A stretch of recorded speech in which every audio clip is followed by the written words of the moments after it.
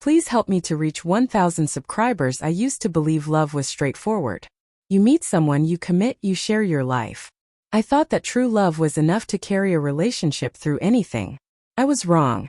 Love can be fragile, especially when curiosity and modern ideas creep in, twisting what once felt untouchable. It began about a year ago. My wife Hannah and I had been married 7 years. We had endured hardships together.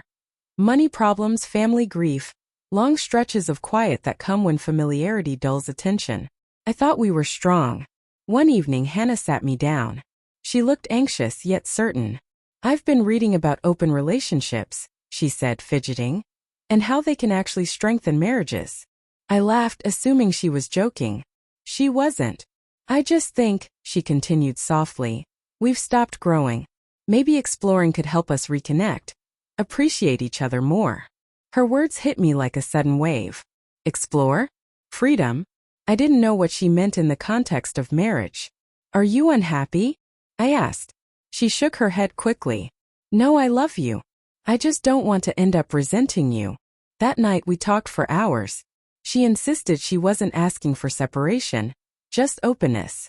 A modern, mature way to build trust, not destroy it. I wanted to support her, so reluctantly I agreed. First, nothing changed. Life went on: dinners, work, lazy Sundays. But inside me something shifted. There was an invisible third presence now, an unspoken possibility. Then came Maya. She'd been Hannah's best friend since college. Lively, charismatic, someone whose energy filled a room. She'd visited countless times and I liked her. But after Hannah's proposal, I started noticing her differently. The way she smiled, the way her gaze lingered, at first unintentionally. Weeks later, Maya came over one night when Hannah was working late. She brought wine, saying she wanted to check in. We talked about our lives, marriages, how love evolves. Hannah told me about your arrangement, she said, smiling. It's brave of you both. I gave a half smile. Brave wasn't the word I'd use. You're more traditional, she teased lightly. I admitted I believed marriage was for two people, not four. She tilted her head, looking me in the eye. But what if the two forgot how to feel alive? Her words weren't flirtatious, but they were intimate. Honest. I didn't know how to respond. We sat in silence. Then she placed her hand on mine. You're a good man. Don't lose yourself trying to be what someone else wants. It wasn't what she said, but how, like she could see every hidden frustration I'd buried. When Hannah returned later that night, I acted normal. But something inside me had shifted. Maya's words echoed for weeks. Meanwhile, Hannah seemed lighter, happier, as if this new freedom had sparked something in her I could no longer reach. She stayed out late, came home smelling of unfamiliar perfume. I tried to trust her, but doubt stormed my mind. Then Maya sent a text. Can we talk?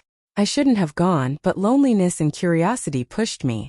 At her place she was softer, nervous. I don't want to overstep, she said. But I think Hannah's changed, and you don't realize how much it's affecting you. Her concern felt genuine. She wasn't trying to start anything, just kindness. But vulnerability can be dangerous. As we spoke, the conversation deepened.